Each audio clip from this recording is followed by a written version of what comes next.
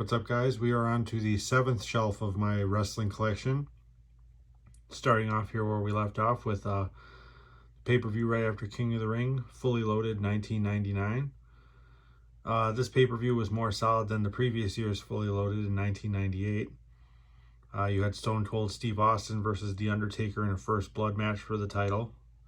Of course, Vince McMahon does not want Stone Cold to be, the winner. This kind of marks the end of the corporate ministry angle. Let's see what matches we got here. Yep, like I said, Stone Cold versus The Undertaker in a first blood match. Very solid, very entertaining match. A lot of interference, very believable.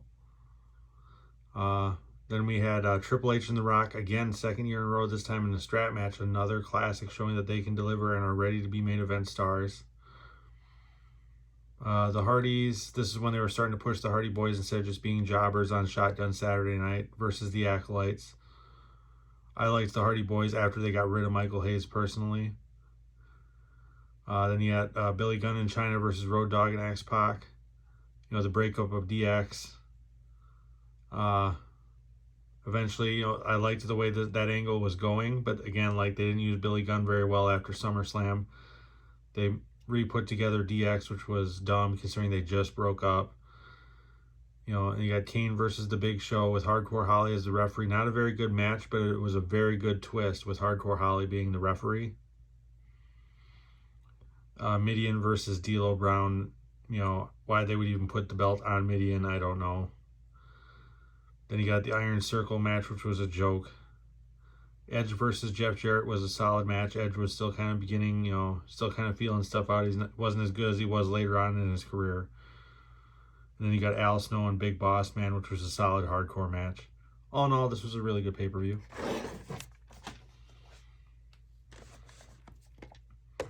Then we have SummerSlam 1999. This one was up and down for me. Either matches were really good or really not. I'm not a big Jesse Ventura fan, so that wasn't really a big thing for me.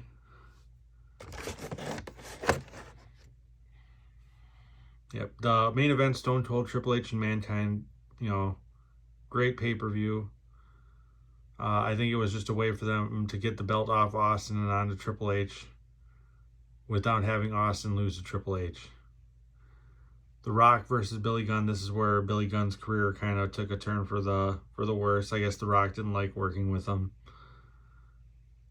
Test versus Shane McMahon. Amazing match. Amazing storyline, which would eventually come to culmination at Armageddon at the end of the year. Big Boss Man versus Al Snow again. Another solid hardcore match. Kane and X-Pac versus Undertaker and Big Show. Loved the twist with Kane and X-Pac as a tag team, but again, it was undercut again. What a shame. D'Lo Brown versus Jeff Jarrett, solid match. Trying to make both belts matter. At least it's not on Mideon. Another Lions Den weapon match. Dumb, stupid match. The Tag Team Turmoil was a solid match, pretty entertaining. All in all, pretty solid pay-per-view.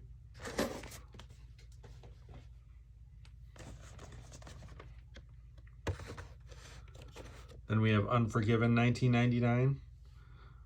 The main event for this was interesting with a six-pack challenge, a match that hadn't been seen before for the title, with Stone Cold as the enforcer. British Bulldog was back. They were trying to push him as a main event star, and then he got pushed down the card eventually as well. Like I said, I wasn't really a huge fan of the Bulldog, but Jeff Jarrett versus China. This was the beginning of their feud for the Intercontinental belt. Solid match. I liked their match at No Mercy more. Ivory versus Luna, horrible match. And then Mark Henry turning on D'Lo Brown for the European belt. It was a way to make the European belt mean something again. They were really pushing the European belt well in 98 and 99. I'll give them that. Camel from Hell hardcore match was dumb. And again, another way to deface the Hell in a Cell match. New Age Outlaws versus Edge and Christian. Great match. They were using the New Age Outlaws to try to build, the younger tag teams. And Edge and Christian, obviously, as you know, will become one of the best tag teams in WWE. X-Pac and Chris Jericho. Chris Jericho had just debuted, so this was kind of his first foray into WWF pay-per-views. They weren't going to put him in the title picture right away, so they, give him X-Pac to work with. Val Venis, Steve Blackman, horrible match. And then the Acolytes versus the Dudley Boys, and it was the Dudley Boys pay-per-view debut for the WWF as well. So they were really starting to shore up their tag team division at this point.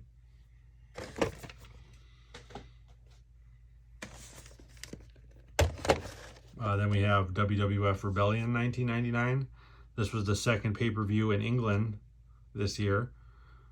Solid pay-per-view. Lighting was great for this show. They were starting to up their production values over there. You knew that nothing big was really going to happen at these pay-per-views because they weren't like actual in the US pay-per-views at that time.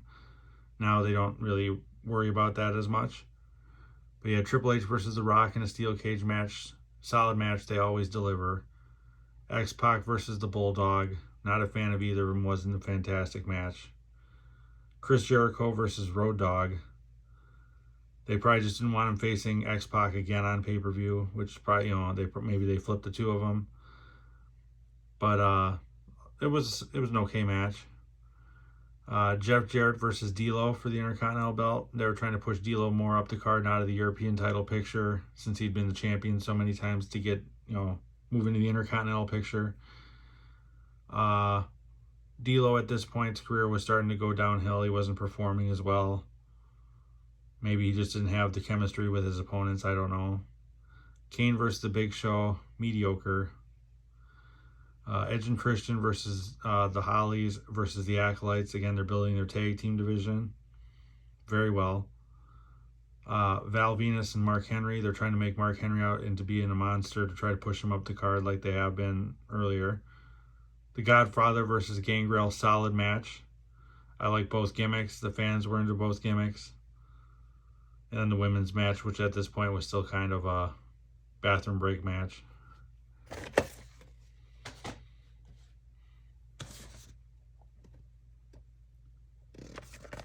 Then we have No Mercy 1999. Solid pay-per-view. Main event was good. Obviously, the two matches that kind of stood out with this pay-per-view were the ladder match with Edge and Christian versus the Hardy Boys. Classic match. Everyone talks about it. And then you had the Good Housekeeping match between Jeff Jarrett and Chyna, where Chyna finally wins the belt off of Jeff Jarrett. Both fantastic matches. Made this pay-per-view worth watching.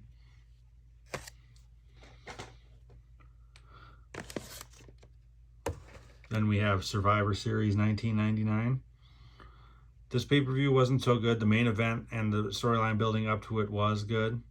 I don't know what their whole angle was going to be with Stone Cold, if they just wrote, if he got hurt by accident getting, hit by the car, or if they had intended for him to be off of television for a while because of a pre-existing injury. I'm not too sure. But this is where Stone Cold kind of disappeared for a while. He was replaced with The Big Show, who at that point, he wasn't ready. They needed someone in the main event picture, though, so The Rock and people would have people to feud with. Okay match. Chyna versus Jericho, great match. They had chemistry. It showed that Jericho was willing to work with anybody. He didn't care who it was. He didn't really play politics. X-Pac versus Kane, the breakup of the tag team because they decided to put DX back together. Stupid angle.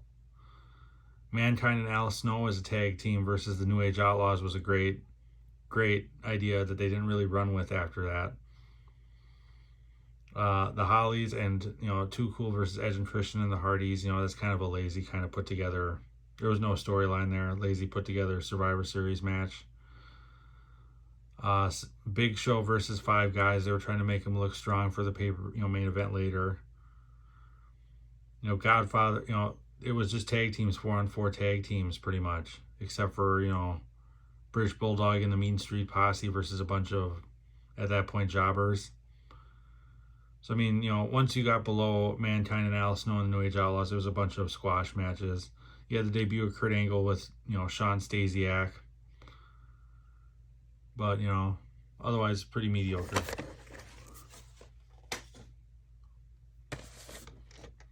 Then you have Armageddon 1999. Mediocre pay-per-view again. Main event is what made it, you know, with Triple H versus Vince McMahon, and then Stephanie turning heel. That was about all that was really worth mentioning in this pay-per-view.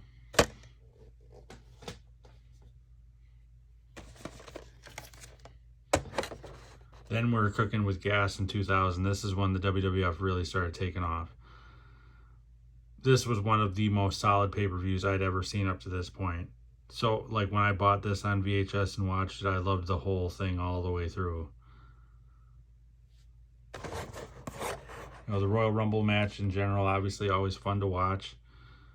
But, you know, New Age Outlaws and Acolytes, you know, that's... this is not where Billy Gunn gets hurt. Billy Gunn gets hurt in the next pay-per-view at No Way Out. They had an okay match with the Acolytes. Taz debuting against Kurt Angle. They were trying to make Taz out to be a big deal, but never really used him. The Miss Rumble swimsuit competition was hilarious. Worth watching. Hot women in bikinis, and then just hilarity. Just, oh my God. Hardy Boys versus the Dudley Boys in the first ever table match was a classic. Chris Jericho versus Chyna versus Hardcore Holly was a great match. You know, throwing Hardcore Holly in there and having co-intercontinental champions was a great twist. And then Triple H versus Cactus Jack was an absolute classic. Mick Foley and Triple H, just like Triple H and The Rock, work so well together. If you haven't seen this pay-per-view, just watch it just for the Triple H Cactus Jack match alone. You will not be disappointed.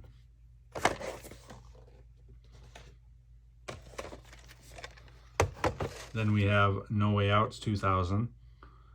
Again, very solid pay-per-view. In early 2000, WWF could do no wrong. They were on a roll. And they kept going with this pay-per-view. Another really solid card. You had Triple H and Cactus Jack in a Hell in a Cell. They made the Hell in a Cell mean something, just like their street fight at the Royal Rumble. Big Show versus The Rock. Great story coming off the Royal Rumble match to set up the four-way at WrestleMania. Too Cool and Rikishi, who were extremely over, versus the debuting Radicals. You know, the four guys for the Radicals, you know, talking about adding depth to your roster, they're adding those four guys. All four of them could deliver in the ring. They never used Dean Malenko or Perry Saturn very well. So that was disappointing, just because I would have liked to have seen what they could have done with them. But Chris Jericho, Kurt Angle, amazing match. You know, Dudley Boys versus New Age Outlaws, which is where Billy Gunn, you know, gets hurt and put on the shelf. Solid match. You know, tag team division is just phenomenal at this point. Edge and Christian versus the Hardy Boys. You know, amazing match. Mark Henry versus Viscera was the bathroom break match, I guess you can say. Same with X-Pac versus Kane. And then Taz versus the Big Boss. Man, beyond those bottom three matches, this was wall-to-wall great pay-per-view.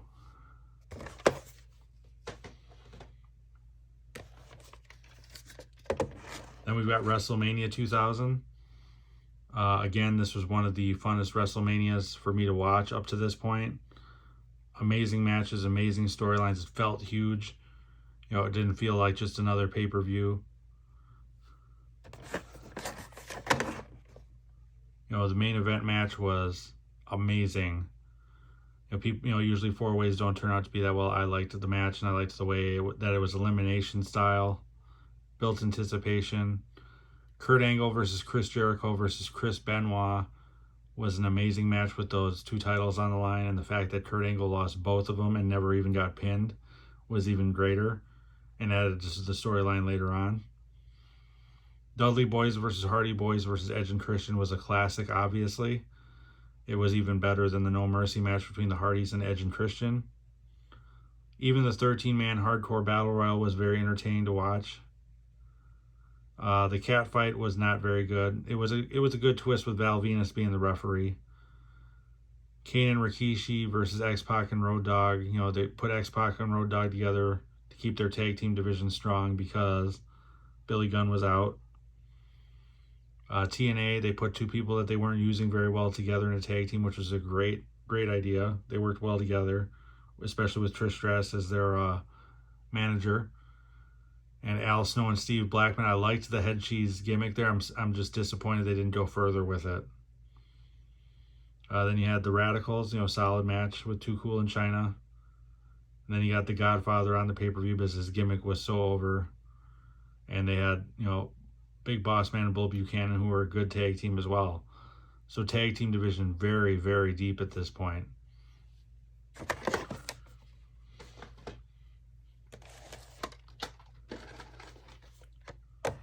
Then we have Backlash 2000. Again, very solid pay-per-view. Stone Cold made an appearance. He didn't really wrestle. He just kind of interfered in a match. They just kind of wanted to, show fans that he was still around. And this pay-per-view delivered. Big Boss Man and Bull Buchanan again versus the Acolytes, deep tag division. Edge and Christian versus Road Dogg and X-Pac. Good match. They were trying to make the light heavyweight title mean something with Dean Malenko and have him face Scotty 2 Hotty. It was an okay match. Hardcore title match. They were basically trying to break up not break up the Radicals, but have them each kind of in a title picture somewhere. They had Perry Saturn in the hardcore match. It was okay. It wasn't as good as the one at, they were trying to duplicate what happened at WrestleMania. It was okay. Big Show versus Kurt Angle was an entertaining match with Big Show after the whole McMahon Helmsley getting screwed over thing, was trying to find a gimmick and kept, using, the showster and things like that. The comedy act was good, and Kurt Angle saying that he wasn't taking wrestling seriously. TNA versus the Dudley Boys, great match.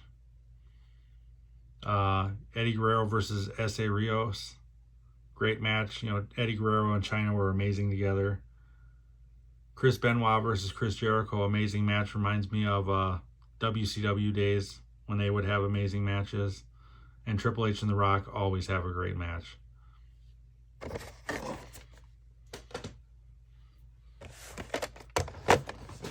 Then we have Insurrection 2000, first pay-per-view of the year in London for them this time. Solid pay-per-view, but again, you knew nothing major was going to happen here. The Rock versus Triple H versus Shane McMahon. They were just trying to give a twist like, oh, maybe The Rock might lose this match. Eddie Guerrero versus Chris Jericho, just like Chris Benoit and Chris Jericho always deliver.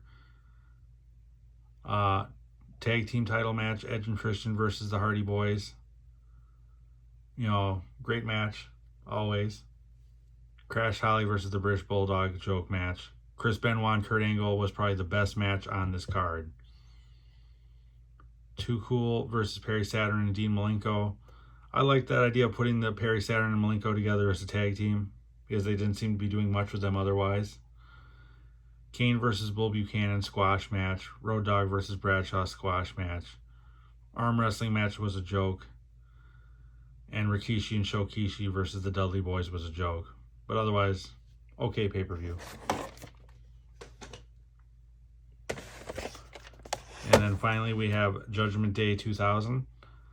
Very solid pay-per-view. Obviously, the majority of the 3 hours of this pay-per-view was the Iron Man match. But it was the return of The Undertaker, which was a big deal.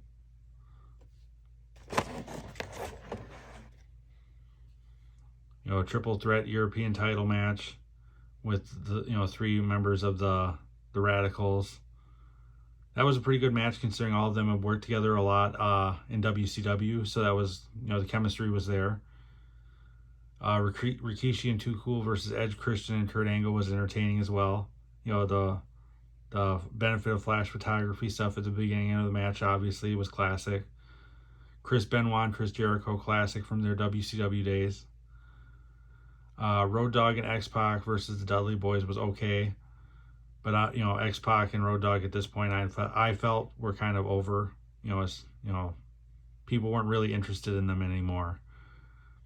Shane McMahon versus the Big Show was a great match. This is obviously where the Big Show got hurt, though, when Shane pushed the speaker over onto his leg. So that took Big Show out of action. And then you had The Rock versus Triple H in an Iron Man match with Shawn Michaels as the referee. Great twist, great match. And a surprise return by The Undertaker, which the crowd just went nuts for. all in all, this was a great pay-per-view. And that'll do it for this shelf of my wrestling section. So we will pick it up next time.